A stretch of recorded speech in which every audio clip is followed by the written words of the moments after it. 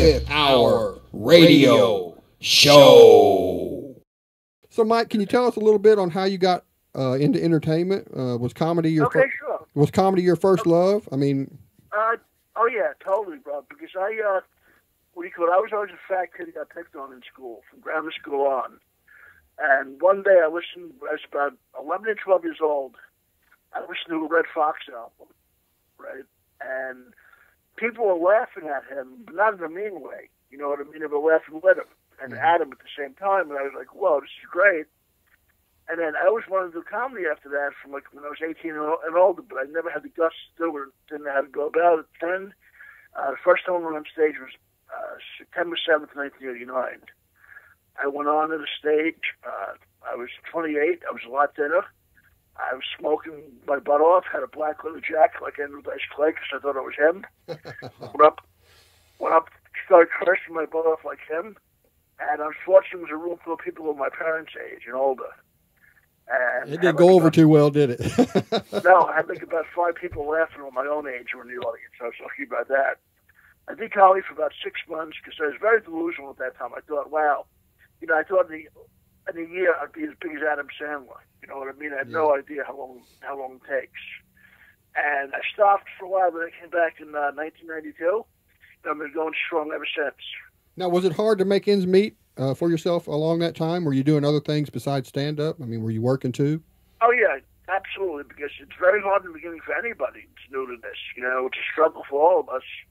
I actually was doing comedy for about a year at the time, and Al Martin, who's the owner of the New York Comedy Club in New York City, said to me, he goes, hey, man, he goes, how would you like to work for me, you know, as a barback? I'll pay you salary. It's not going to be a lot, but you make tips and cover your expenses and make some kind of a living, and then, you know, late at night, go on and do stand-up at the end of the night or on shows. I'm like, great. I did that for about probably almost 2 years. But it was good for me, Rob, because I got on like 10 spots a week at least. At those beginning times, man, when you would bomb and stuff like that, I mean, how did you take that? I mean, did you take it as a lesson learned and just chalk it up and keep on going, or what? Oh, yeah. I was like, whoa, this is brutal. But the one thing about me was, even though I was bombing, I still knew I was funny. I was like, you know what? It's going to take some time to get this right. It took me, well, a couple of years. I bombed for a long time, months in the beginning, you know, like, and in those days we had like tape recorders, and I'm like, you know, instead of not in videos, and I'm like, I was a little cocky. I was younger. I was like, let me see how great this is, and I was like, oh no, there's total crickets here, man. This is brutal. That's not. You don't want to hear the crickets, do you? No. I was like, I was a wise guy as a kid. Oh yeah, let me see some genius sound. Oh, Rob, it was horrible. Yeah. I heard people saying stuff, and I was like, oh no. Now, you know, was it hard to keep your cool when no one would laugh like that? I mean, did you get angry? No, I never. Even to this day, I always kept my cool because you know what? The audience is there. They pay good money. People are going out to enjoy themselves. If they don't get you, or there's some reason why they don't click, it's not their fault. You know what I mean? It happens sometimes. People eat it up there. And I never take it out on them. Never. It's not. I never. Some people go after the audience. It's not right because they would have to pay money. And you know what? Comedy is very subjective. What music is. You know, some people like Led Zeppelin. Some people don't. You know. When you were doing stand-up, did you ever have anybody throw anything at you? No, not throw things, but I had people threaten. What, threaten you? Well, some guys, you know, one guy one time was like, "Hey, man, you suck. I'm gonna beat you." I'm like, "All right, buddy." I was like, "Okay, buddy. I know you're high on meth. Keep going, but it's all right, buddy." So, how did you get hooked up with Artie to be on the Artie Lange Show? Were you and him good friends before that, or did he contact you? No, I know Artie for about 11 years. What happened was I was on Last Comic Standing back in 2003, the first season. On the semifinals, and then in 2006, the fourth season, I just got super lucky because Sal from the Howard Stern Show seen me on Last Comic Standing. Mm-hmm. And he was a new comic himself at that time, and I just happened to do a show one night in the city, and he was on the same show, and he talked to me, and then he introduced me to John Melendez and Artie, and then just snowballed from there. Now, how did you react when he asked you to be on the show? Was it an immediate yes, or did you play him a little bit and say, well, let me think about it? Oh, no. Rob, I was like, yeah, oh, yeah. Pretty good gig right there, right? Yeah, because he called me up like the day before. He said, you want to come on the show, be our announcer? He goes, there's nothing guaranteed. He goes, they're not thinking of hiring an announcer, but let's just see how it goes. And then, boom, I was super blessed. I still am, Rob, because are you guys comics yourselves? Well, funny looking, I guess. No, that's the thing, though.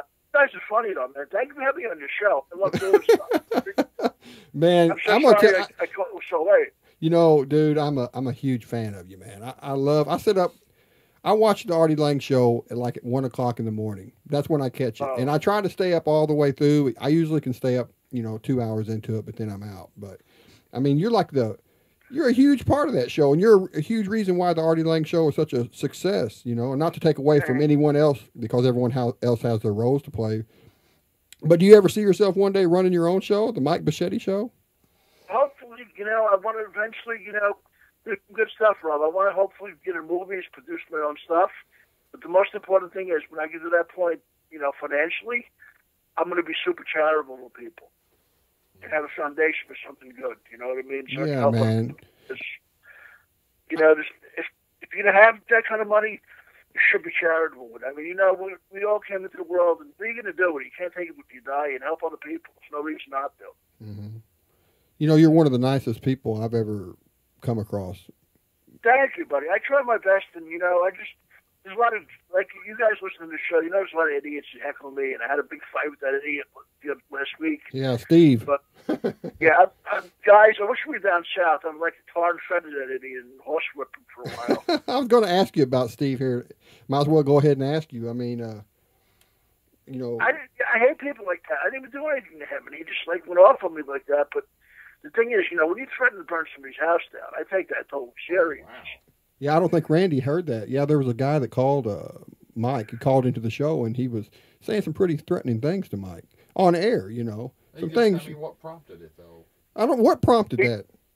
He's just an idiot. He just, heckled me, and he was going on and on. He's just a nasty guy. And then, I'm thinking to myself, that's why I like in New York, right? Mm. I love the South and Texas and that part of the country because people are very sweet, like you guys are very nice, but don't mess with anybody. Nobody will take any crap from idiots like that. Steve would have been shot in a cornfield someplace. Now, does Artie do that on purpose to you, try to get you going? Yeah, sometimes, but the thing is, like I said, you know what? If you don't like somebody, just keep your mouth closed, you know what I mean? And if you're going to be an idiot, see, that's the thing, that's why I kind of don't like the internet sometimes. I love it because it's good stuff and certain things it's not. There's a lot of internet tough guys calling out, oh yeah, I'll do this, and writing stuff about people on Twitter and Facebook. But I guarantee you guys, if you corner any of these people, they're crybabies, like any bully is. This Steve would be like the guy at the end of the movie The Warriors, the guy that was going to get killed. No, he wanted him by himself. It's a funny bit when Steve calls in and you and him get into it, but I think, there's a point you just don't cross. Hey, do you want to plug anything before you get off here? You got any websites or anything like that? No problem. Actually, you can go to MikeBocchetti.com. I'm actually going to have a gig this Sunday at the Broadway Comedy Club in New York City. I'm the headline at 9 p.m., and then I'll be February 19th, I'll be at the Comedy Club with Bob Levy, and then February 28th, I'm going to be at the Arcade Theater in Pittsburgh, PA. Yeah, Bob's going to come on our show here Thursday. Oh, nice. Yeah. So, I'll just let you know. I watch your show a lot, man. I think it's one of the best shows on TV. And you know what? Listen to me. You guys have my cell number. You call me anytime. You're friends to me. It don't matter. All right, man. I thank you for calling. No, I mean that sincerely. No, I really know you do, Mike. Yeah, that's I can tell that from you, man. I know from watching the show, and like I said, you're one of the nicest people on television and probably on this earth, and I respect that. Thank you, guys. It was so much fun to do the show. I'm so sorry it was so late in the night we did it, but call me anytime, like you said, and we'll stay in touch. And hey, man, I love to come to part of the country and do comedy. I love to say, like I said, I love the South. People are cool there. There's no jerks. Well, everybody has their people, that, right? But yeah, man. There's always knuckleheads no matter where you are. We can only control the kind of person we are, not anybody else. God bless you guys. Have a good night. It was so much fun. Thank you so much. All right. You have a good one. Later, man. Bye.